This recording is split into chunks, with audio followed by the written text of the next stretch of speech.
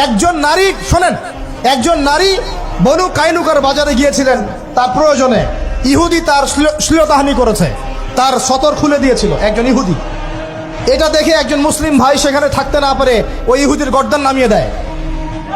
এই ইস্যুকে কেন্দ্র করে ইহুদিরা মিলে ওই ভাইকে শহীদ করে।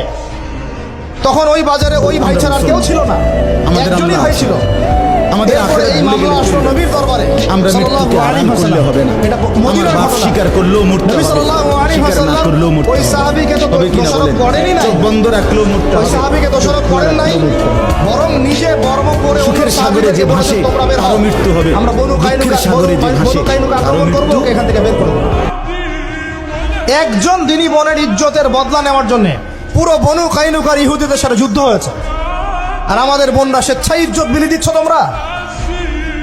তোমরা হচ্ছে মাটির তলে চলে যাও, তোমাদের বেঁচে থাকার চেয়ে মাটির তলে চলে যাও। তোমরা নিজেরা স্বেচ্ছায় ইজ্জতের বিসর্জন দিচ্ছ।